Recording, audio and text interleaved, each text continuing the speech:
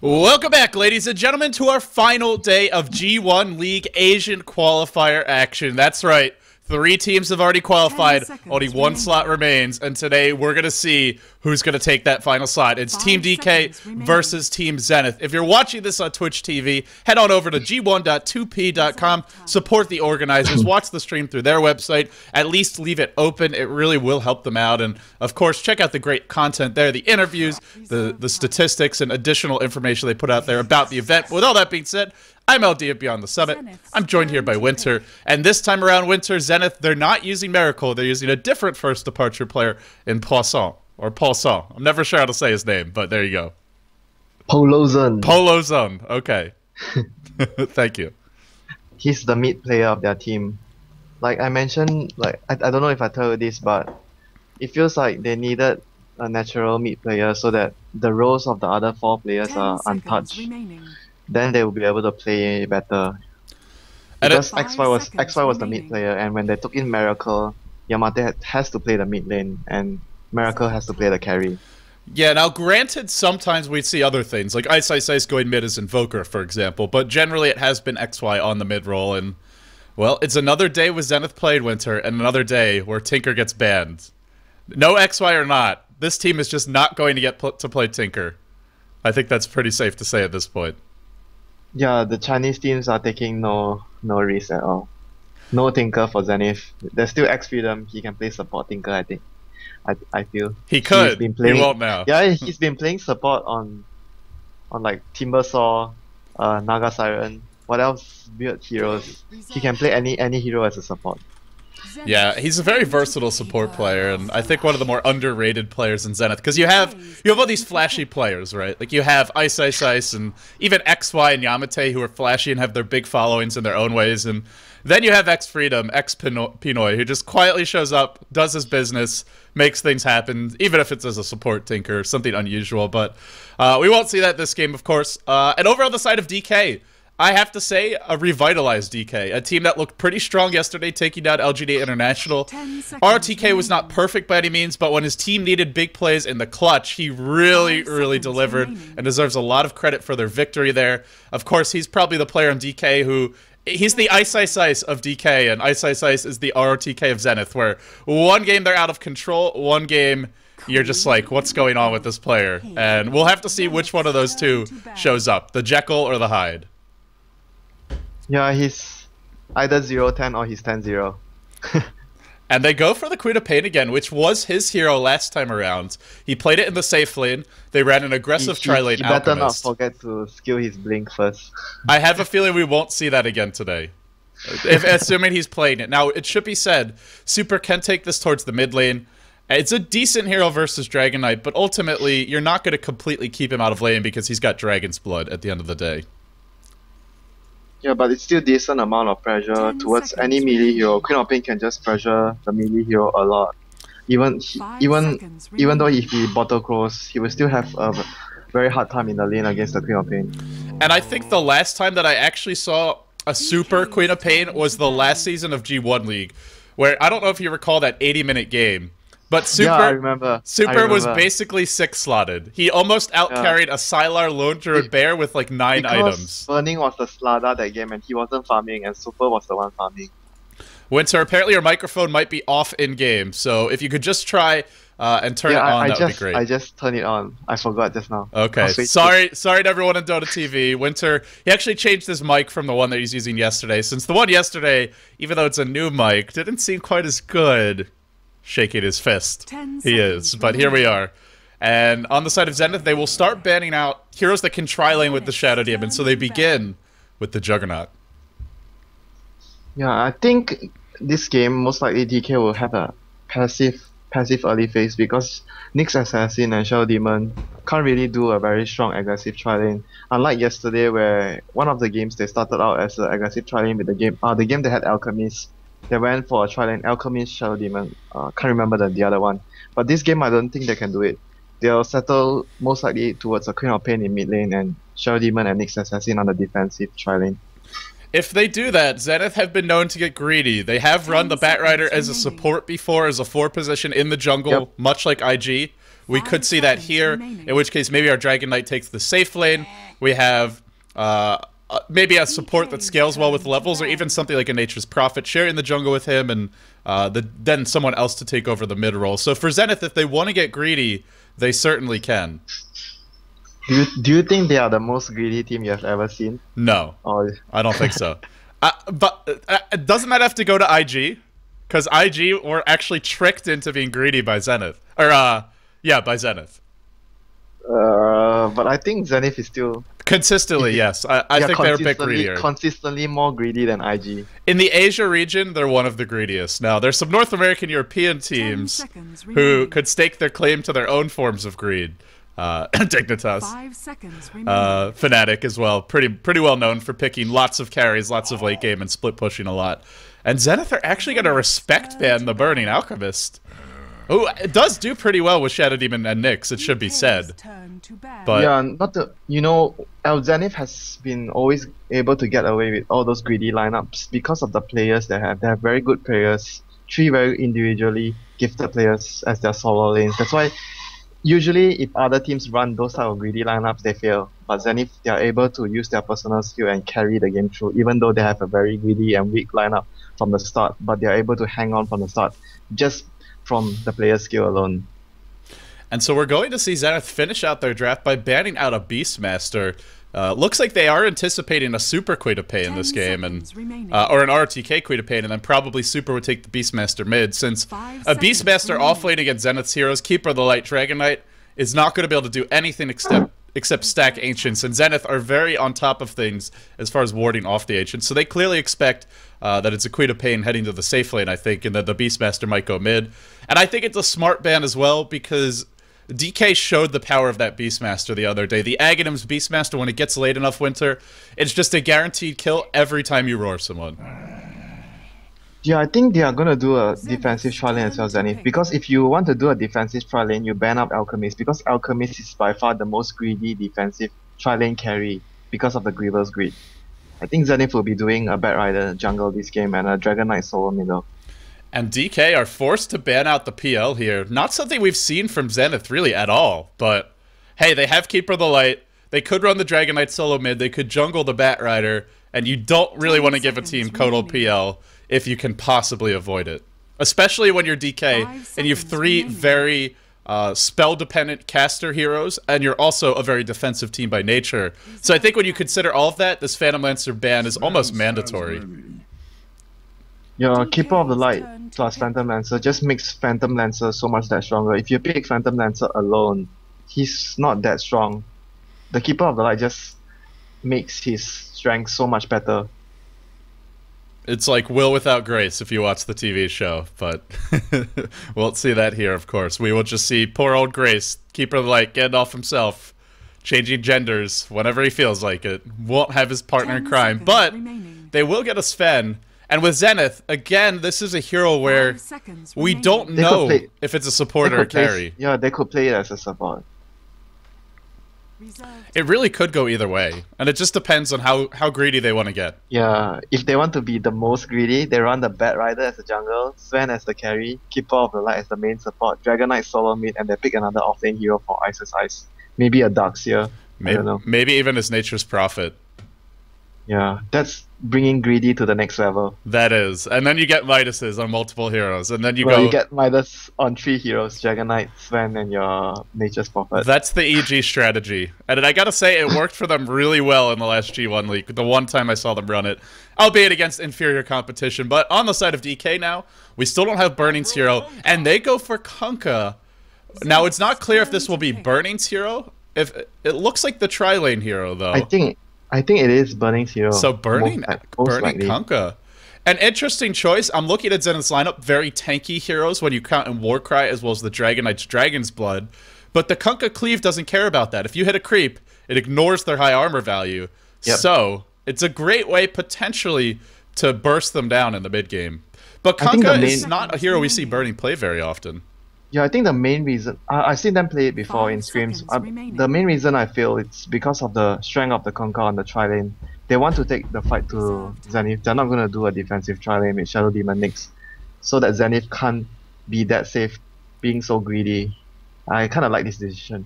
It's not something we over the past 6 months we wouldn't see DK be this aggressive that often, but it does feel like a new DK Winter. I think that's sort of the story for this team is not entirely new. They're still holding on to a lot of their old style, relatively defensive, relatively stable, and more concerned with taking it late, not making any big mistakes, and picking well-rounded lineups, but they've showed a willingness to throw 3 heroes into the offlane, something you never would have seen them do in the past. I mean, that was one of the issues for RTK, and Zenith will go... They will go greedy. They'll go Morphling here. This is not so greedy because now they're going to run the Sven as support. It's not going to be a jungling Batrider and one more offlane hero. It's going to be offlane Batrider, DK solo mid, Keeper of the Light Sven and Morphling. Well, it's a hero that won't really die to this Kunkka Shadow Demon Nyx combo. Once he gets a couple of levels, it's going to be a hard tri-lane for DK now, because who do you go on? Sven, very tanky, not an easy kill. Keeper of the Light should be far back, therefore not easy to target. And Morphling, he's always going to be able to waveform away. He's always going to be able to morph. And sure, maybe you can X marks the spot and pull him back in, but I don't know if they have the burst damage to force him to waveform prematurely. I think regardless, even though if they can't kill the Morphling, they'll be able to restrict his farm a lot. Oh, you'll be burning playing the Weaver, so I think it'll be Weaver safe lane, Super with Shadow Demon and Nyx Assassin will be on the tri lane. ROTK will be solo mid. A great choice in the Weaver. This is a hero that can actually make Batrider's life really difficult once he levels up. Batrider will have a difficult time against Weaver. Batrider, without sentries, can't fight the Weaver. He needs to get his own sentries to be able to deal with the Weaver. And then in the middle lane, it's going to be Queen of Pain versus Dragon Knight, RTK versus Peloson, and that's going to be a matchup that he should have the edge in as well. So DK looking at 2 solo lanes where I think they could win both. And their tri-lane is not to be trifled with as well. I think they could also possibly win their tri-lane, even though the Keeper of the Light is not on their side. Or maybe their tri-lane is still very strong. Is it actually Burning heading to the tri-lane? Well, it's hard to say right now, but quickly let's introduce the players. Winter, on the side of Team DK, we have ROTK, the king, playing the Queen of Pain. Looks like he's saving for an early bottle. Will he skill Blink? Will he take Shadow Strike? You never know with this guy. Burning on the Weaver. QQQ handling the Shadow Demon. Super on the Kunkka, saving a little bit of gold of his own. And Die, or MMY, going to be playing the Nyx Assassin, and off the bat... We might see ROTK on the safe lane. He's saving gold for the Magic Stick if he's against the Batrider. Oh, Pulsar, that's not a good place to be. Here's your turret. Illuminate will hit too, but they've locked him down. They want to burst him down. Super's low. Pulsar first to fall. Now Super next in line, and now it's a headlong retreat for DK, who seem to be slightly overwhelmed here in the clash. Despite getting the first blood, they quickly give up 2 kills. Burning on the back lines. He wants X Freedom here, but he doesn't want to blow his Sakuchi prematurely. He will Sakuchi away. He's not going to find a kill. When it's all said and done, DK strike first, but Zenith, they strike back and they get a double for their own team. Yeah, they're going to put Kunkka against the DK. This is quite surprising. The lanes, the way they put their lanes, I thought they were going to do Kunkka with the tri-lane because it's very strong. Disruption into the Torrent. And Weaver can definitely deal with the Batrider quite well. Well, the good news for them is this Batrider is very far away from his lane right now, so by the time he shows up, we're already going to have level 2 at RTK. And she doesn't have Napalm at level 1, so it'll be a good thing for the Queen of Pain. Oh wow, you're right. Yeah, took that Flame Break just for the disable, because Firefly in theory is great in fights, but in practice, well, you can't really do much with it unless you're on top of heroes, and with no boots, good luck staying on top of them, so... It will hurt him quite a bit in the lane, and already you can see what RTK wants to do. Deny every creep before he gets here as much as possible. They definitely wanted to pit the Queen of Pain against the bat. He saved up gold just now, and he bought a Magic Stick right off the bat. Yeah, so DK doing something a little bit different with the lanes, and I mean, all things being considered, yes, an early skirmish, first blood goes one way, and then a double kill the other, but it's an early fight, not going to decide the game by any means. The support hero got the first blood. I thought the Burning got the first blood. Yeah, QQQ got it. So... Winter, looking at these... Oh, we never introduced Zenith, so let's do that now. Yeah, Zenith, we have Yamate on the Morphling, and Ice on the support Sven, X Freedom on the Keeper of the Light, Polozon on the DK solo mid, and last but not least, Ice on the Batrider, one-on-one against ROTK. You said about ROTK being the Ice of China, and now they are 1 versus 1 on the lane. And Ice is the ROTK of Singapore. It goes both ways. They really are kind of unique and fun players. And DK, they'll rotate towards Wow, all the way around here. Stacking Ancients? Yeah, I think they'll stack the Ancients. I'm a little surprised to see both supports leaving the lane. What a good... I think they're gonna go Oh, they have a top or smoke. Okay, they're gonna smoke. But they've already been gone from the lane so long at this point. This has got to be suspicious if you're Zenith. Yeah, it has to be suspicious, and not to mention, I think the ward spotted them head towards the river as well just now. Yeah, the there's here. 2 observers. They both spotted their movement, so this should be the... I gotta say, I feel like they're pressing too much here. I think this is too early to gank. And given the situation, it's pretty obvious. But it's okay, this situation, because the tower, the creeps are at the tower, the Weaver can farm the lane. He's not having a hard time not getting levels, so if the gank fails, I think they'll possibly just switch to top lane to pull creeps or try to kill the Batrider. But Ice, he's hiding at his tower. He knows something's up, and he's got his boots as well. And with boots and Firefly, and a Queen of Pain who's only level 3, doesn't have multiple points in the Scream, I don't think they'll find this kill. Whoop. Yeah, they feel that they can't contest the tri lane already, because they gave away 2 kills, even though they got the first blood, but they gave away 2 kills. And who got the 2 kills on? The Keeper of the Light got one of the kill, and he is actually level 2 already, with the Sven almost level 3, and they feel that if they stay in the lane, they'll have a very difficult time, so they decide to just... Are they going to get another smoke or start pulling creeps? I think they should start pulling creeps. They did. They already did 1 pull here, 1 pull here. We see 2 stacks up now, so it looks like they said, we're going to rotate top, we'll go for a smoke gank on the way. If we don't get a kill, no problem. We want to get some stacking and pulling going of our own, because we're not going to be able to contest the stack pull of Zenith. And I think in the end they're right. They're not going to be able to stop Zenith from farming these stacks. With the Weaver in this lane, the killing potential is a lot worse. We'll see Ice tango through the trees here, maybe looking for a Stormbolt. I think they won't be able to kill the Weaver because of how their spells interact. Stormhammer. Yeah, it's going to be difficult for them to kill Burning. I think it's a smart rotation from DK, because they weren't going to be able to kill the Weaver, Zenith were not. And then on the other side, DK were not going to be able to stop Zenith from stacking and pulling, because it's a Weaver Kunkka Shadow Demon, or a Weaver Nyx Shadow Demon tri-lane. It's not really the best killing tri-lane until the Weaver gets a lot more levels. And by that point, they've gotten some pulls off. Not to mention, Nyx Assassin level 1 stun does almost nothing on you. Mid lane. Mid lane, we'll see a rotation in coming from Ice. It's a long way to die if he doesn't have Flame Break anymore. The DK didn't follow up. He wanted this bottom rune. Yeah, he just left it. But I think they could possibly kill the Kunkka but the DK need to bottle up some mana first. He didn't have mana to stun the Kunkka when Ice came and tried to gank. Well, with the 3 supports rotating top, Ice will rotate into the jungle. Level 4 at 4.5 minutes, despite showing up to the lane a little bit late, missing a battle wave. Not too bad. And that's a big stack for him. And this is a big stack indeed. Already 3, he'll make it 4, and then he'll kill it. And he's going to be quickly at level 6 off of this. Yeah, he's going to be level 6 after that. If he gets the stack. Didn't actually see... Was he stacking this the whole time? Because he just got here. I think it was X-Freedom. No. X-Freedom was doing it. So, Zenith, as soon as they saw those supports leave the lane, they make the smart adjustment in their own right. And Burning, left to his own devices, they'll go in now. They have a Sentry Ward. He'll run into vision of it. The Illuminate being channeled on top. He's got to keep on moving. The waveform is here. This could be not our first blood, but another kill. He'll salve up. He's going to live. A nice salve there from Burning, but still very costly for him. We'll have to go all the way back to base. He could stay here, but he's not going to farm anymore. That sentry, he doesn't know where is the sentry. He thought there was a sentry in the lane there. He dewarded it, but there's a new one. Oh, he dewarded that? Okay. Yeah, there was a sentry right here that he dewarded. This was a very good ward placement. There's no way Burning will know where's the sentry. Yeah, I guess one of the supports wrapped around the lane like this when it was pushing, and placed it when he didn't have the vision. It was the Sven. Yeah, it was the Sven.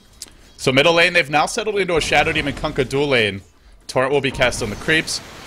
A lot musical lanes from DK, really, just constantly making these adjustments. I feel like Zenith's getting the slightly better trades overall, and I mean, it seems like they are, but it's very slight so far. Cold Graph is 0. But for me, they have a Batrider who's already level 6. He's not far off of his Blink Dagger. At this rate, we could see that 11-minute blink, I think. It depends on how the game goes, if he is needed to help his team, or he can just focus on farming, or whether he gets kills. And look at the Keeper of the Light is there to defend the top lady. Yeah, nice rotation. They're gonna dive him. They're gonna dive him. ROTK is here. He's got his ult. No mana for it though. They'll be forced back. Didn't have the mana, or that would have been a kill on that lane. I keep on wanting to say that would have been first blood, because often it would be. But not this game. This game we already have 3 kills. Yeah. They got over eager before the game started and they decide to fight before the creeps come up.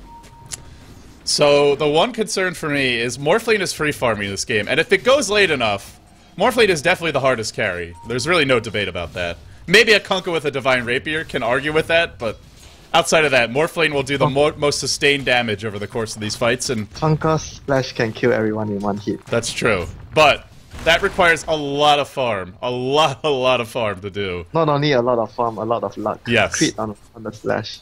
And and he's up against heroes like Batrider as well. Batrider can just ruin a Kunkka in the fights. You gotta come in close to hit that cleave, and we'll see a rotation mid.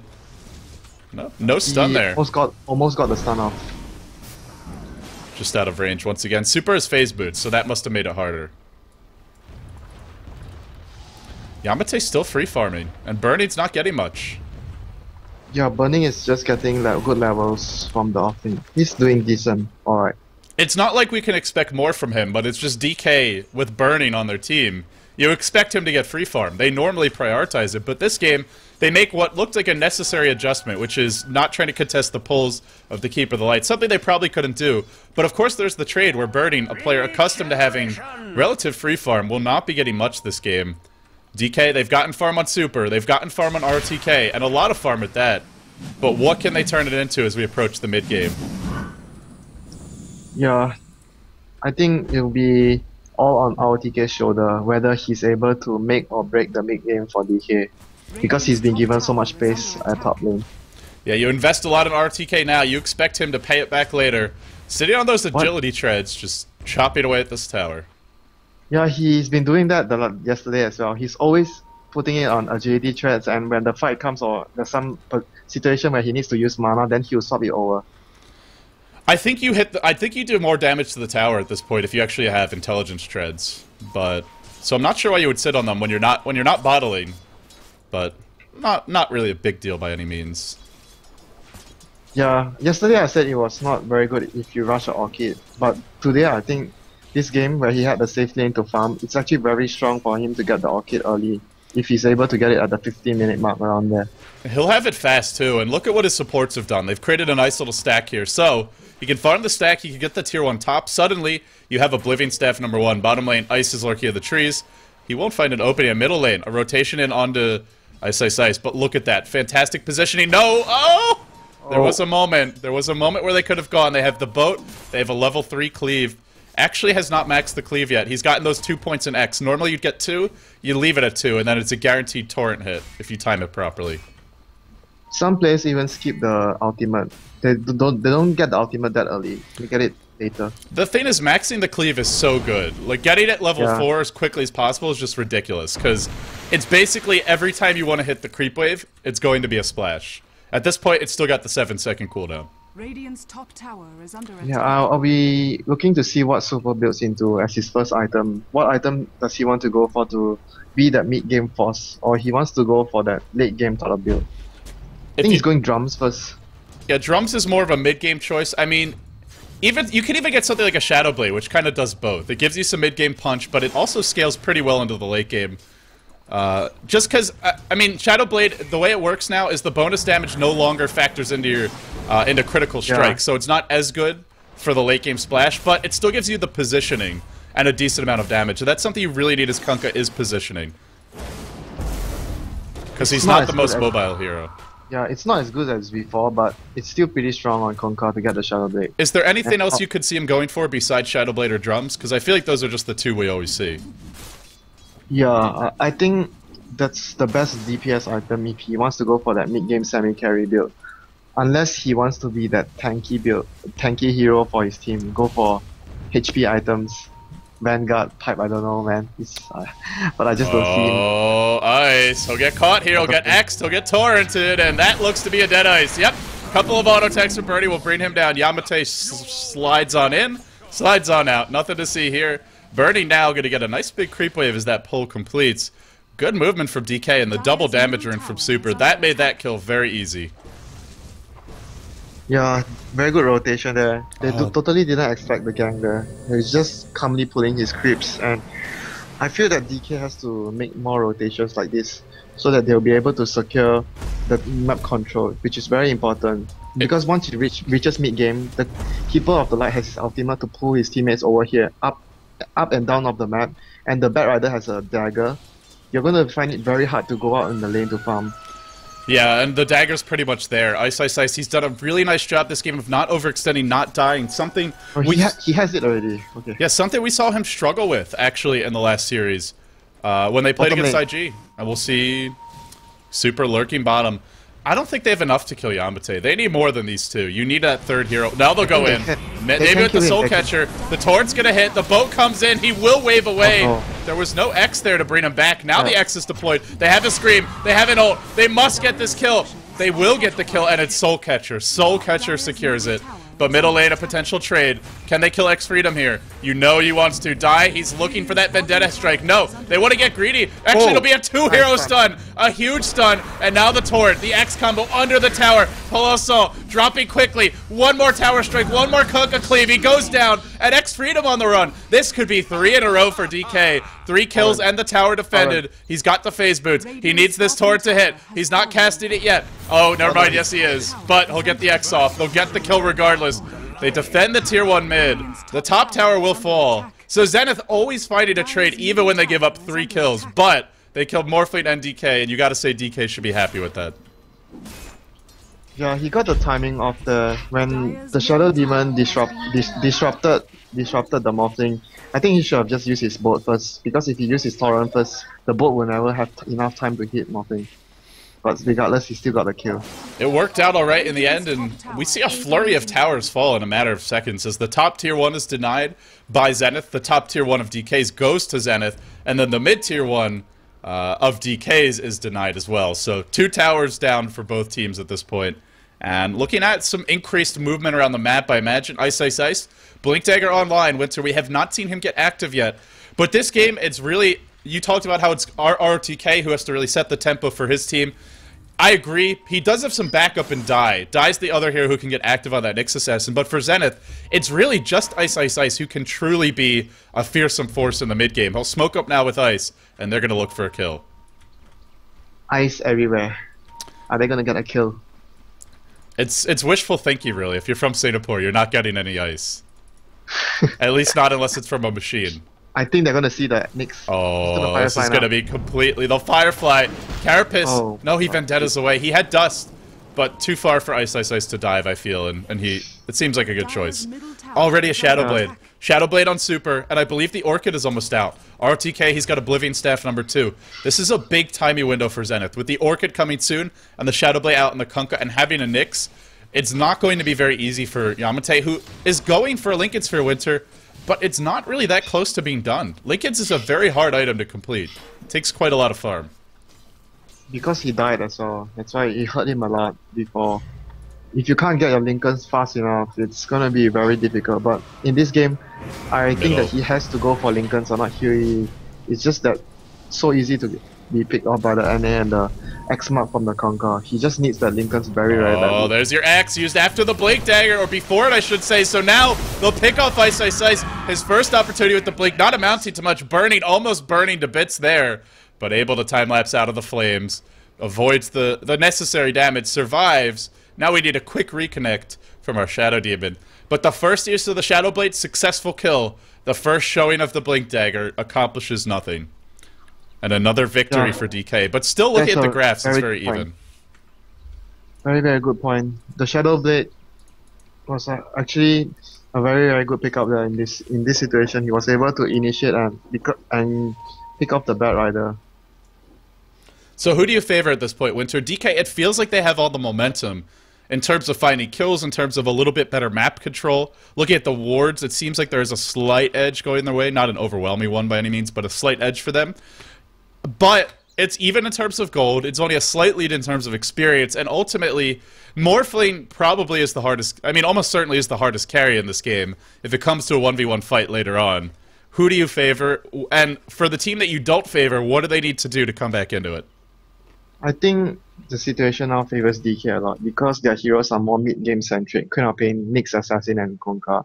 These three heroes are very, very strong late game, mid-game, and it only takes them not to lose the early game too badly, so that they'll be able to shine during the mid phase and pressure the enemy team a lot. They have to get a lot of sentries because of the Nyx Assassin, control the map, and once all the tier 1 towers are down, like, DK can just calmly go for Roche as long as they have the map control in their hands. And they could even pick up an early medallion if they want. Nobody's gone for it yet. Sometimes we see our Weaver pick it up. But Bernie in this game might just need to tank. May just go for something like Drums of Endurance instead. Yeah, Orange has been doing that a lot. When they do a position 3 Weaver, they just make the Weaver pick up a medallion and they could do a rush very easily. And the thing is, they'll go for all those cheap items. Things like drums, as well as medallion. Really no expensive purchases. So, you talked about DK having the advantage. If you're Zenith, buying sentries to counter the Nyx, as well as the Shadow Blade coming out from Super, what else should Zenith do to kind of keep themselves afloat? They need to keep the lanes pushed up at all times, and they need sentries at the right places so that the Nyx Assassin doesn't get any ganks off. If they get ganked and they lose map control, and the last tier 1 tower in middle falls, they are not going to be able to defend the Roshan. Now, once they get their Linked Sphere on Yamate, as well as their BKB on the DK on Polisson, I feel like it does get quite a bit harder for DK to find the opening, so... The thing is, LD, Morphing is so far from his Lincoln Sphere. Yeah. I didn't know that he's so poor. It's really a very expensive item to get as your first item. 5,200 gold. I mean, the reason I say that is, yes, there's more expensive tier 4 items, but you don't start with those normally. You almost never rush them. You get things like Yasha first, on Phantom Lancer, or even a Diffusal Blade. Items that are much easier to build up. DK will smoke. Simultaneously, though, it is top lane where Bernie will get caught. He's got time lapse. He's got time lapse. He'll get out of this one. And meanwhile, the smoke gang coming in through mid. They'll walk right over a sentry, but they will find Polisson. RTK can blink in, go for a Shadow Strike, look for potentially the Queen of Pain ult. Burning on the hunt now, in the river. The bugs are king. The Midas armor is going to hurt. The chase is here, but Kunkka pushed up onto the high ground. Nothing that he could do. Throws out a turret. He'll have to TP himself away. And in the end, the aggression for both teams completely thwarted. Yeah, it was very, very, very fortunate there that none of the retreating heroes of Zenith died, because they were the ones who failed the gang at the start. I felt that the timing of the stun could have been a little bit more delayed. He used the Sven used his stun a bit early, and the Weaver they needed all the time from the stuns without stacking it to kill the Weaver. Yeah, you really want to use the 2 stuns as well as the Flame Break, which is a miniature disable. While you're being Flame Breaked, you can't cast a spell. Sort of like a vacuum. But it's very difficult to secure the kill there at top. They needed to time everything right because Burning had strength traits and he had a bracer. It was not the usual easy Weaver to kill the offlane Weaver that has no items. He has a strength trait and a bracer, which is not much, but it's enough in this case and crucial. It certainly helped him to survive that. We've seen the Blink Dagger on Ice Ice Ice up for a while now. Now he'll work towards the Force Staff, I imagine, because he's just not finding kills. Let's be honest about it. Not to blame him, but he just can't find them. Any gangs off? I think no, right? The one kill that he had was from the level 1 skirmish before the creeps came out. I believe you're right. Dai is going to go in mid lane. He'll start with the Impale, not with the Vendetta. Now RTK jumps in. They'll find the pick-off again. Whoa. They blow him the hell up. Boat as well as Queen of Pain ult. Polisson the stand-in, getting some hate from DK. But DK, I think, smart. Just get the quick kill there. Don't let Zenith come in and counter-initiate. Are they going to try to do the Roche? I don't think they can quite Roche. Yeah, I like this better. Go bottom, look for some more kills. They don't have the fastest Roche team. The Ward saw them, the Ward saw them. But I think the Sven might be caught out. Uh-oh. A war cry away to safety. He's going for the shop, and X here will kill him. Do they have the vision? It's nighttime. They don't. Now the bugs will give it. Ice is trapped. Ice is in trouble. 5 heroes converge. Will throw out a Stormbolt, but now pulled back into a torrent. Into death. That's 2 heroes dead. The trade comes mid where Yamate farms and pushes, but DK finding the kills, and the gold, the experience really starting to go their way, Winter. Yeah, this is where their lineup will start to shine with the Nyx Assassin and the Kunkka and Queen of Pain having his Orchid now. This is the time for them to shine and control the map and push down the important tier 1 towers. I wouldn't be surprised if they get a gem pretty soon, because now is the time for them to control the game. They have all the items they need. Aside from a gem, even Burning, sitting on an Ogre Club. Looks like potentially a BKB for him this game. which means sure you can lasso him. BKB viewer, first item. I think it's okay. Sure you can lasso him, but look at Zenith. It's all magic damage. They have no physical damage yet. A Morphling who's rushing at Linken's, he hits reasonably hard, but not that hard. Unless he has all his strength into agility. I feel like Burning is... You know, he's the red herring in this game. You think he's something you want to focus on, you'd be wrong. You really want to ignore Burning in these fights. It's super sweet of pain. Every time you play against DK, you shout, Burning is dead, because it's always a custom and he's the only one farm out in the team, and if in the fight you kill Burning, you win the game. Yeah, this is not one of those games. I mean, not to say his hero won't have an impact, but it's less important. And what I say super Squid of Pain, I meant ROTK's Squid of Pain. I'm just so... after that one game, I feel like it'll always be Super, who I imagine will play the Queen of Pain for DK. That 80-minute epic of a game. They'll smoke up here. He's always keeping his threats on agility and switching it to strength or intelligence at the last moment when something is going to happen. I think he's fidgety. RTK is a jumpy guy. Not in a good or a bad way, just... I think they're gonna get a fight on here. Oh, the smoke will be dispelled, and there is a Radiant Ward, but actually, no, it's on the low ground, so it doesn't see anything. I don't think they saw him, yeah. But, that would have been such an opening. But Zenith, 5 heroes here, not entirely caught unawares. Can they find DK? We're about to find out. The clash is gonna come. A boat here would be epic. A boat here would be swell. Can they find that boat? No, he's gonna lasso him first? No. Torrent X. It'll catch ice the initiator. Become the one initiate upon a big boat comes in. Queen of Pain ult over the top. ROTK drills it. And the stun is there from ice. The damage is done. 3 heroes on the deck. No Morphling even farming during this time. ROTK nails his ult, Super nails his as well, and DK smashing yet another fight, pulling ahead to a 2k gold lead, almost a 5k experience lead, and really taking control of this game. Yeah, I said this was the time they have to shine, and they did the right thing to initiate a smoke gang, try to make a fight going on, because this is a time that Zenith can't fight them with their lineup. They are much stronger now as a team, and they were able to win the fight and control the game. It's gonna be very, very hard for Zenith right now to come back into the game. They'll be losing map control, and I don't think they can take a fight at all head on against DK. And you wanted a gem, Winter? You get a gem. You get it pretty early too. 22 minutes in on QQQ. Gem is now picked up, and for ROTK, look at the farm on this guy. He's got slightly less CS than our Morphling, but not that much less, and he's already got an ultimate orb. Sight Device is coming soon, and dare I say he's giving Burning lessons how to last hit. Burning almost half. I mean, slightly over half of ROTK, which I feel is a credit to Burning. Burning will have his BKB soon. Another big mid-game item for them.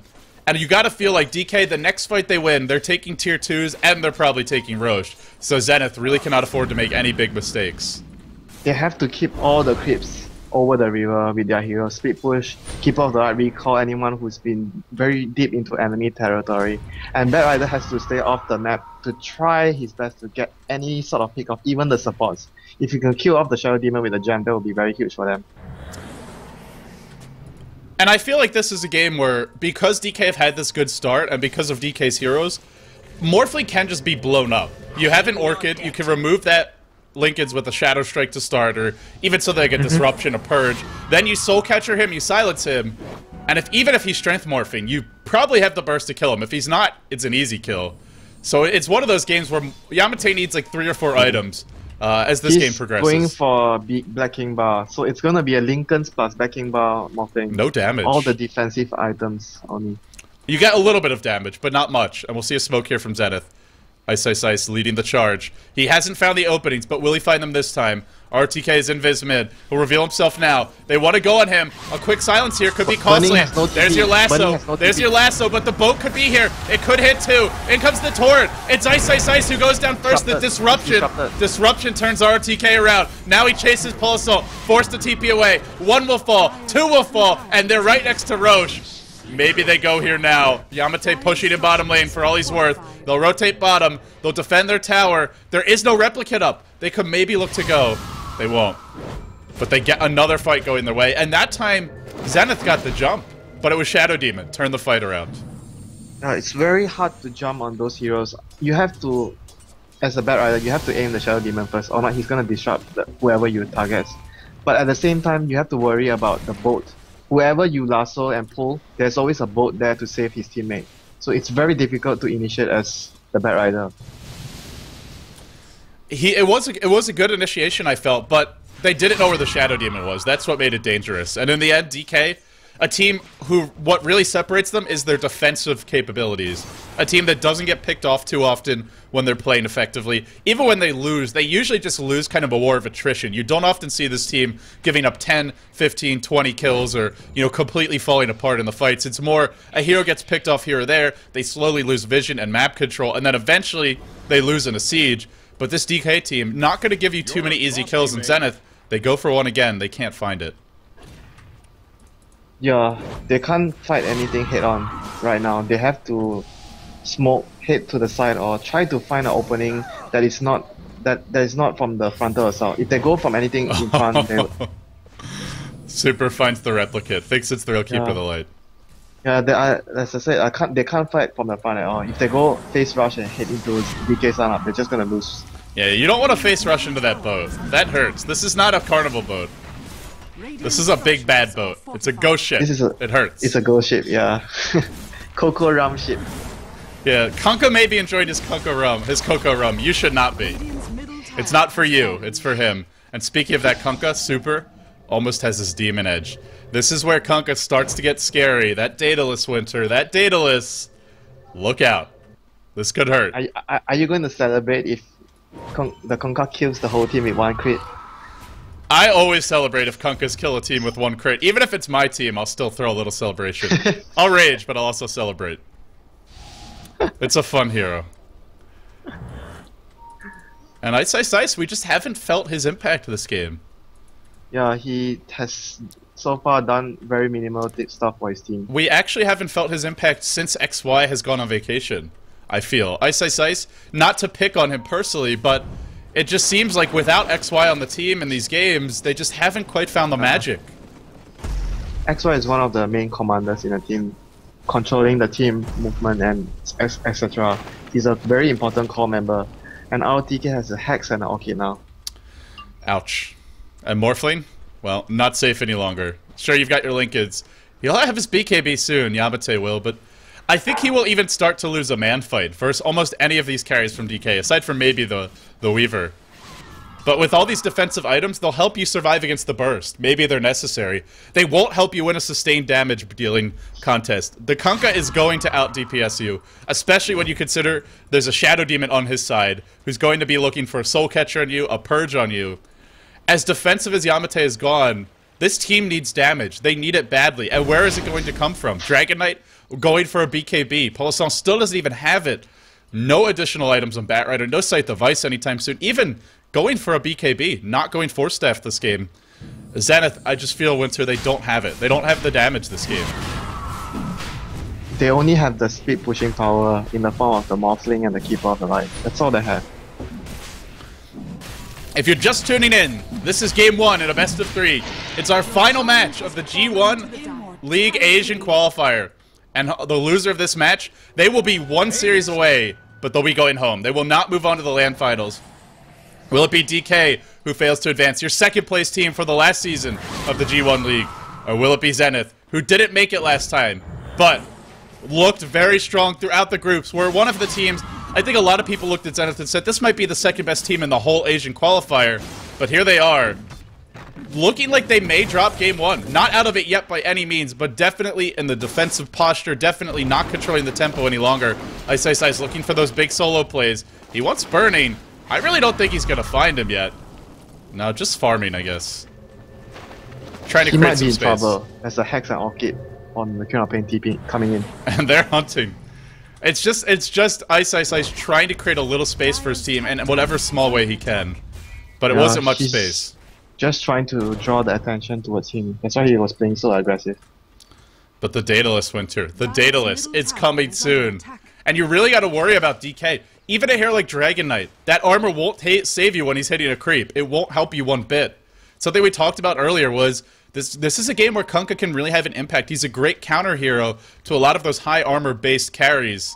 And that's what we see on DK. A high armor DK, a Morphling who's got high armor when he's morphed to agility, which he more or less is right now, sitting on about 130 agility at that, and then you have your Warcry. None of that will matter depending on the target that Kunkka hits. Yeah, those armor values mean nothing when you get cleave. And if you're super, you're happy to just hit a creep. You throw the boat in, you throw a turret in, you hit a creep, and somehow it hurts even more. If that guy has soul catcher on him. Oh man. One hit KO. We could see the team wipe. You never know. It's possible. He's not there yet. He'll need more damage for that, but with a Divine Rapier. So definitely you want him to buy a Divine Rapier. That's for sure. You're rooting for the Conker to get a Divine Rapier. How do you find an opening against DK? See, when you play against this team, it's so hard to actually control the game versus them if you don't have the naturally superior late game lineup. If you do, you can sit back and farm. But when you don't, they're never going to get caught out, or at least it's very uncommon for them to get caught out. Even if you try to farm against them, they have 3 carries, 3 semi-carries, Weaver, Queen of Pain, Conker. They won't be that afraid of you, even if you try to go late game. They have 3 carries and 2 as opposed you have only a Morphling and Dragon Knight. You have only 2. And Queen of Pain, Conker, and Weaver is more flexible carry heroes. They are able to run around in the fight and deal a lot of damage with their spells and with their right clicks. DK is a very immobile hero. If you go for a BKB first, not a Shadow Blade like how the Philippine players do it. It's still a 5k gold lead, a 10k experience lead. Yesterday, we saw LGD International have a very similar lead, less in experience, but about the same or even a little more gold, and eventually it proved not to be enough. But this game, it feels like, on the side of DK, they're okay with having a smaller lead. Their lineup is going to do a bit more with it. Top lane, 4 Zenith heroes looking to force some TPs back, looking for a trade, afraid of the trade. But DK, not actually backing off yet. They're going to win the game of chicken, they'll stay bottom, and now they're going to go for this tower. Yeah, and the Nyx has a mag up as well. That's how rich the whole team of DK is right now. Yeah, this is not a Nyx who's been farming much. This Die MMY Nyx has just been very active all around the map. No, this is not as rich as his keeper of the light yesterday. 30 minutes, 4 staff, gold scepter, ultimate op, and 2.5k gold. Speaking of rich, 4.2k now up on super, even our Queen of Pain. I mean, it's actually not even the Conker who's the richest. I think this might be the opening they're looking for.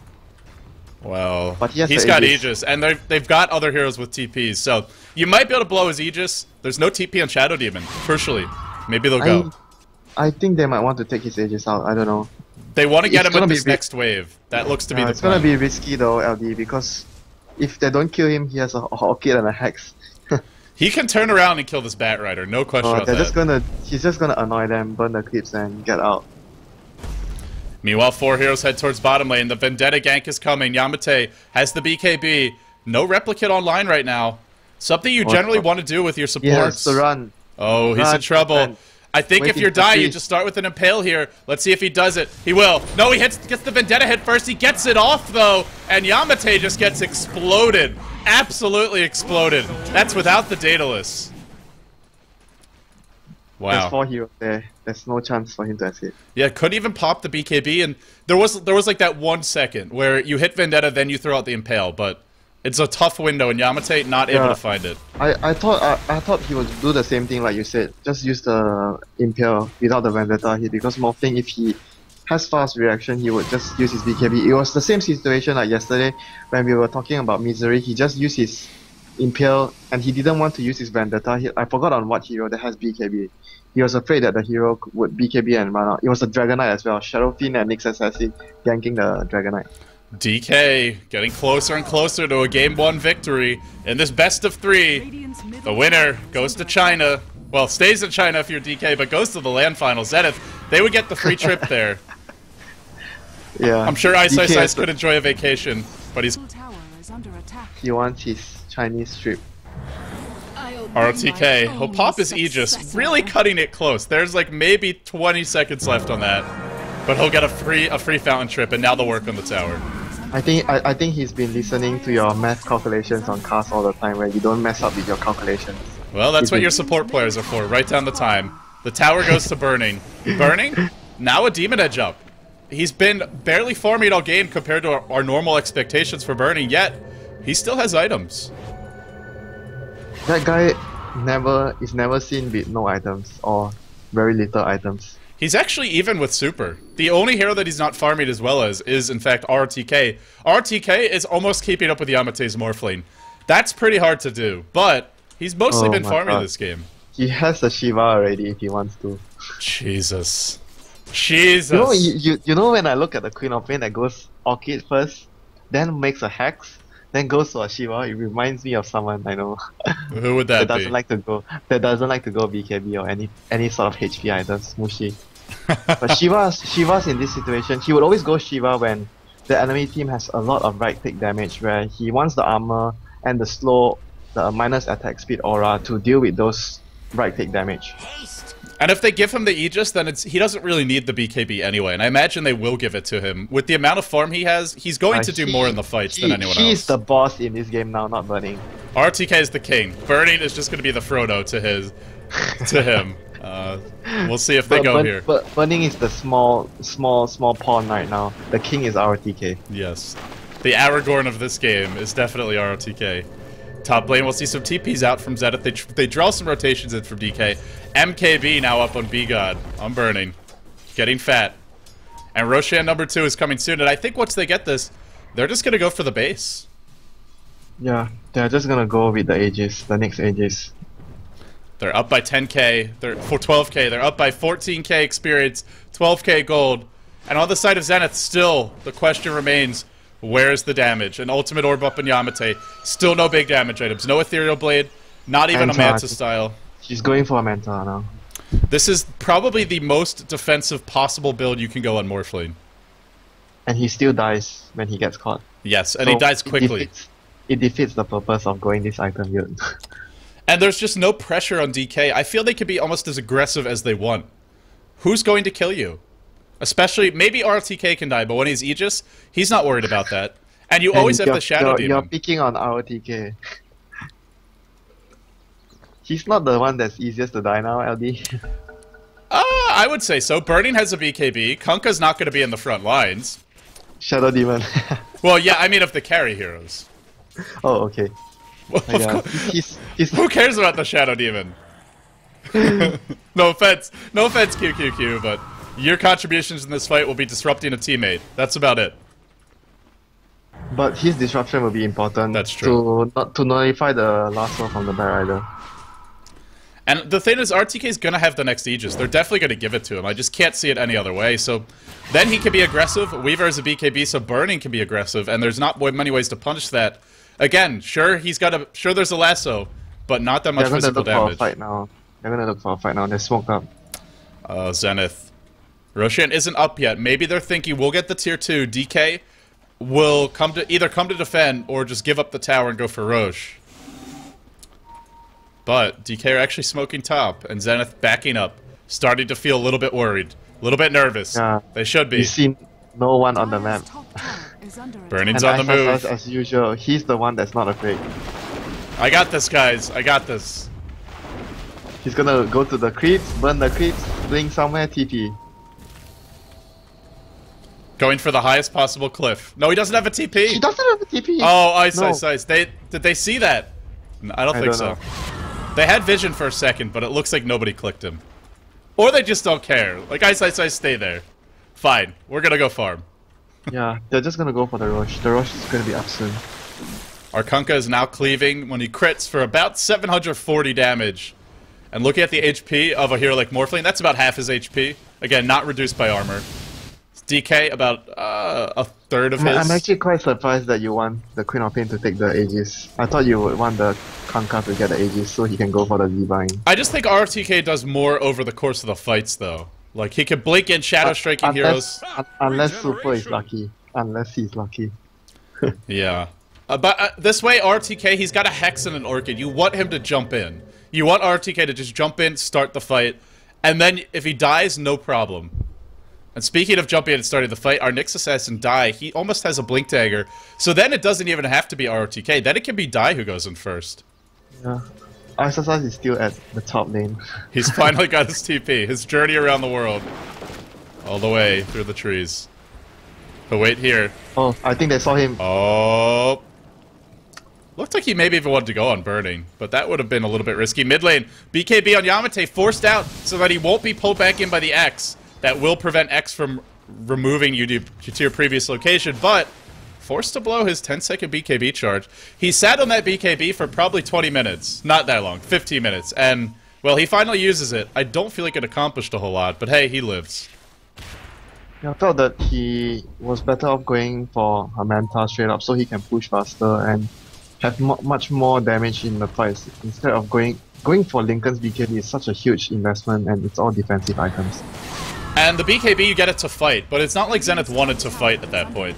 They wanted to just split push. He gets a BKB so that he'll survive the gang, but he still got gang regardless. Sad guy.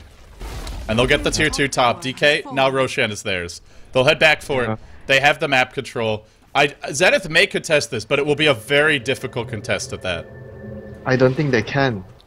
They can choose to contest it, but the chances of them winning is like close to 0, unless something major screw up happens from DK. Again, where is the damage? They still don't have it. DK with the Maelstrom, that's not enough. A support Sven, not going to be a factor. And then even the Morphling of Yamate. He's got... unless his Stormhammer stuns on 5 heal. Well, he does have a Scotty now, and I have Scotty gives you so many stats that it's an okay damage item, but still mostly a tanking item. I mean, sort of a chase heroes and kite them, but he's going to be taking a lot. A lot will be coming Yamate's way. Now his next item. Once he gets that next item, be it the Butterfly, the Ethereal Blade, then he will hurt. Then Yamate will be a big force in these fights. But right now, I feel like he's mostly just a hero that soaks up damage for them. Yeah, he went for all stats and tanky items, and there's another way they can deal damage as well. Wait for the level 16 Dragonite, and the Morphing replicates him in a fight, and that's how they'll be able to deal more damage as well. And don't get us wrong, it's not to say that Yamate doesn't hurt. He does. He's a Morphling with about 200 agility and 250 damage, but when you compare these items to some of the others that you can go for on Morphling, it's just not nearly the same damage output. It's a very defensive build, all things considered, and well, yeah, it's all about getting HP and stats for Yamate so that he doesn't die that easily. He definitely won't die easily. If he can at least farm a buyback, I feel like Zenith have a shot at defending. And DK, as far ahead as they are, if they lose a big fight, then suddenly the Dragonite has his next item or is close to it. The Morphling gets close to his next item on the side of Yamate. And Polisona Yamate potentially could turn this game. DK, they've got these really strong mid-game carries. They don't scale that well into late game. And Super's, RTK is pretty much as big as they'll get. Super, he can get bigger, but he'll be kited and dealt with pretty easily by a Morphling if it comes to a 1v1 fight later on. So, I don't think Zenith are out of it yet, but it's a tough road for them from here. Now down by 14k gold, 15k experience. No real action on the map. 14-2. It's been the score now for probably 10 minutes. Yeah, Zenith has been just moving around the map to split push the creeps out. They can't even take a fight, like I said. They have to avoid fights as much as possible until they are forced to do so. DK, very methodical play from them. They take the tier 2 top, now they rotate through the Zenith jungle. RTK on the hunt. His team a little bit far behind him. He's really aggressively chasing this bottom lane. They'll TP him bottom. He's gonna get the DK. The net's gonna close here. I'll blink a Hex. They can burst this DK down. He'll blink. He'll Hex. He gets the ult quickly before the BKB comes out. The Shivas is there. The ult not used yet. No BKB from Pulsol with the TP and cooldown, actually. Never mind. What am I talking about? No way to TP out. No chance to escape. His TP got cancelled, and I felt that he should have went into the trees deeper, or even just use his BKB and TP just to be safe. He TP'd outside of the lane and could have been blink in and hex him.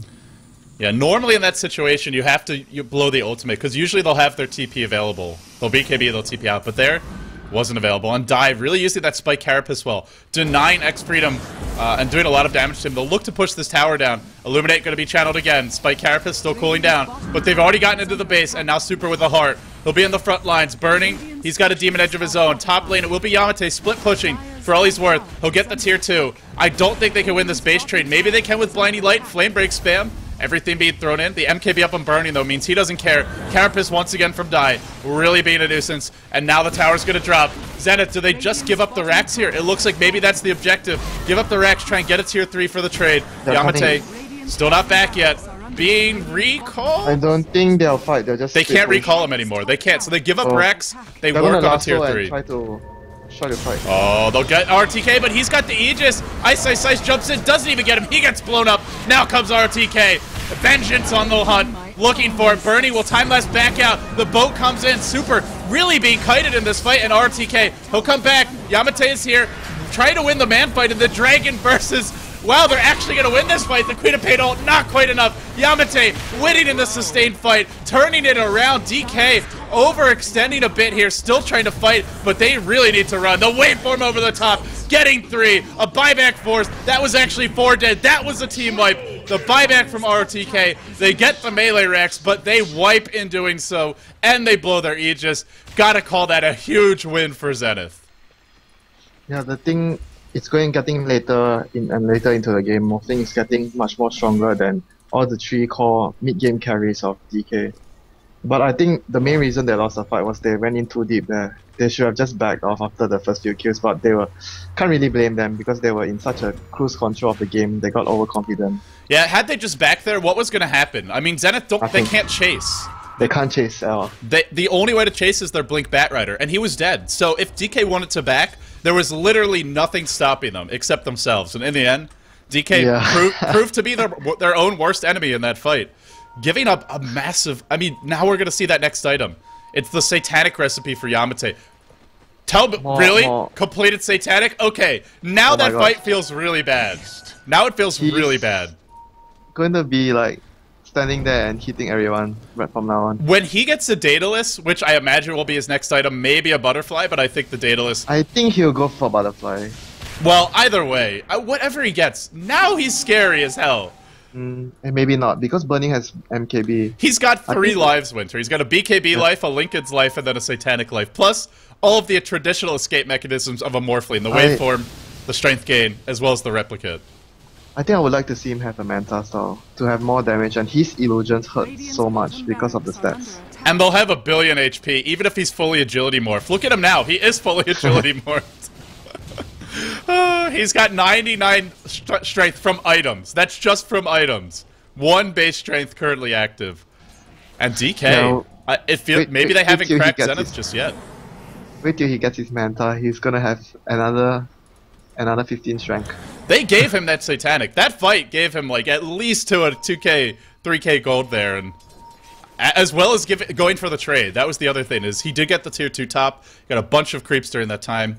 Yamate, can he turn this game around? It's not only him doing the damage. Just now in the fight, DK was dealing significant amount of damage. They were clumped up in an area where his splash was able to hit everyone.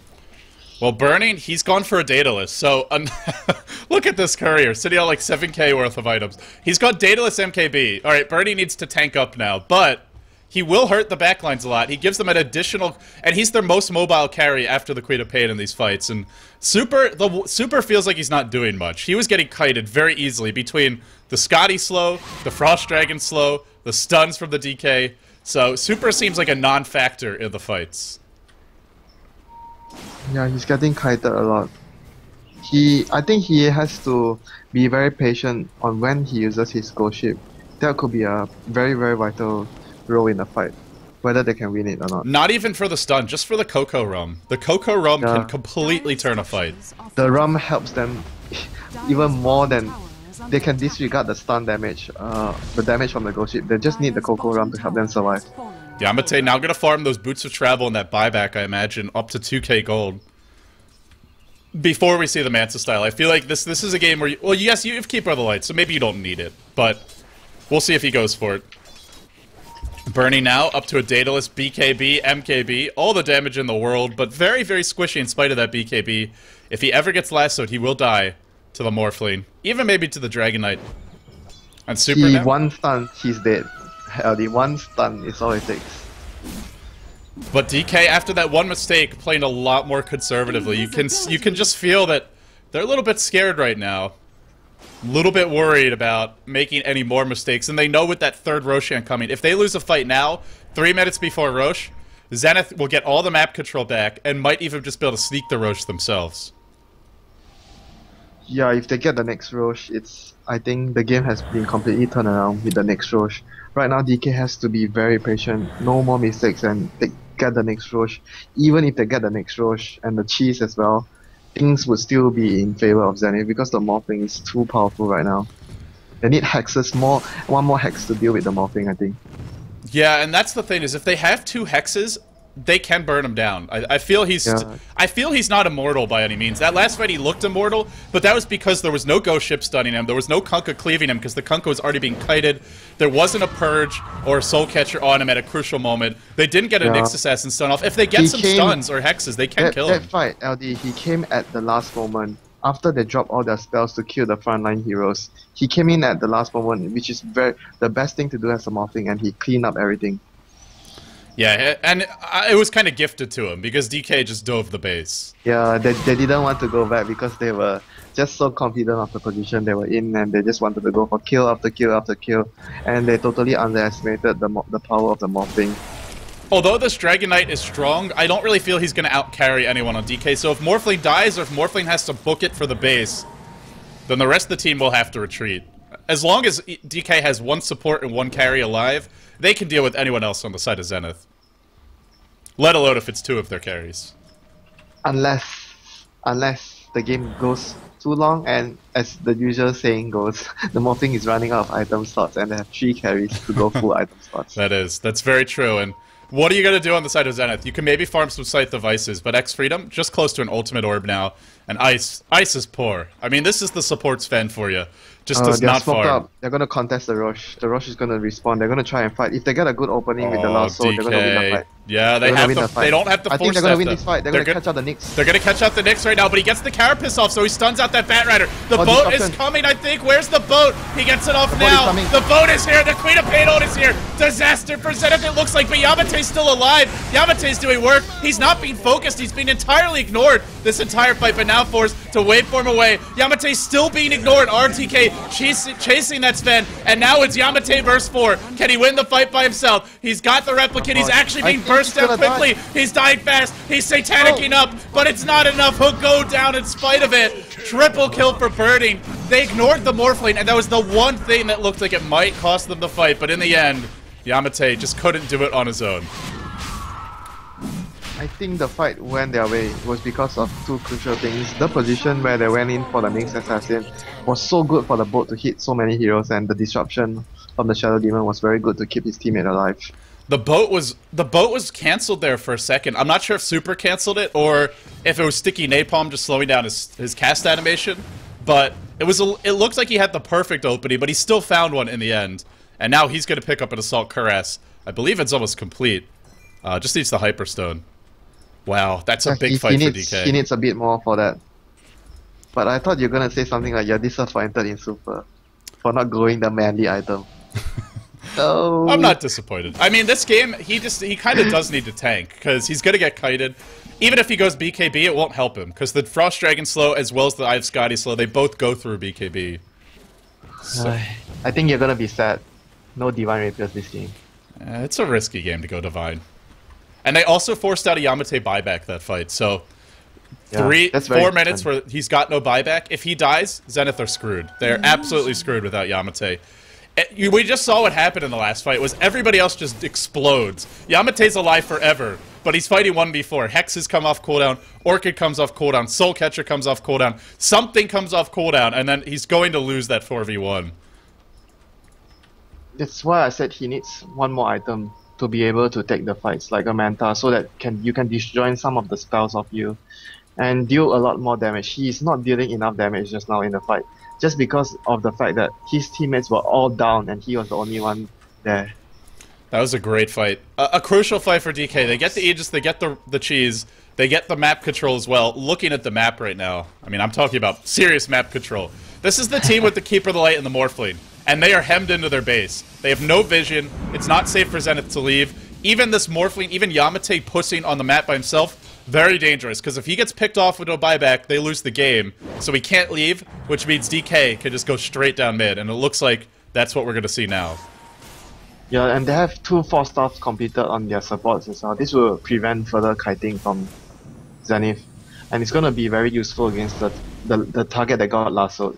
They also have their Assault Cuirass online. DK, this is still Game 1, guys. 53 minutes in, but it's Game 1 in a best of 3. You're watching the G1 League Season 5, brought to you by Beyond the Summit. And the winner of this series is going to the LAN Finals for the G1 League. The biggest tournament, bar none, outside of the International 2. And it should be, as far as prize money goes, as far as prestige goes, I don't think you can argue with it, especially because there will be some North American European teams. Speaking of which, the North American European qualifiers begin this Sunday. They will be at the Asian times, though, for the Chinese viewers. So I suggest if you're from North America or Europe, you get all your work done now, because you won't be sleeping for the ensuing week and a half. Winter, it'll be perfect timing for you, but here we go. Structures are fortified. Here comes the push. Pulsar. Already the glyph forced out, and DK will just calmly back off. I actually feel that if Zenith makes the initiating move to go on to DK, it has a higher chance of the situation not turning out well for them. But at the same time, if they do not engage, DK will just hit the tower without trying to engage on Zenith. They just want to kill. They'll go in first. They'll go in on RTK. He's got the cheese. Where's the disruption? Can't find it. Can't find it. Doesn't get it up, but the boat does hit. Yamate man-moding it up versus the entire enemy team. Kiting super. Focusing super. Where are the stuns? He's still got the Lincolns. Diving the base is burning. Burning going deep for this one. And now he's on the run. They got to get out. The Stormbolt only hits one. Burning 4-staffed away. He'll time-lapse back into the base. Now he'll go the other direction. Here comes your turret. I really think they should be backing, but Super has bought back. Super's going to walk his way in, try to rejoin the fight. If he gets here in time, that might be it. Looks like they have two heroes on the sidelines and no way to get back into the fight for the moment. No buybacks for a single hero. So DK looked like a bad start, but it should be enough in the end as RTK, he jumps in. He gets RTK. Now on to Yamate. Can they bring him down too? They want this Bat Rider, the easier kill. And it will be 2 lanes of racks now for DK, possibly 3. And DK looking like they're going to take game 1 in this best of 3 winter. Yeah, it's already game. They're going to just proceed to take out all the racks. There's nothing Zenith can do already. That actually looked kind of bad for DK. They got RTK, the hero that had the cheese, and he didn't have boots of travel money after his buyback. So he had to actually walk all the way to the fight, but it just didn't matter. And now Yamate tried to fight. The other heroes were dealing a lot of damage to them. And not to mention, the boat actually hit so many heroes. Yeah, hit like 3 in that fight, I believe. And it was the counter initiation they needed. And I think sort of like you were worried about for Zenith, if they go in, they tend to clump up. And that's where the boat hits multiple heroes. Yeah. That's what happens. That's the problem. That's the problem. But at the same time, if they don't go in, Shadow Demon can always choose to disrupt the Weaver, create illusions, just hit on the towers until the moment you are forced to engage on them. And QQQ actually couldn't find the disruption. It was such a chaotic fight. I was even trying to click on... He was too far behind just now, LD, but I was surprised that they didn't use both of the 4-staff to get the Shadow Demon into position to disrupt the Queen of Pain. Yeah.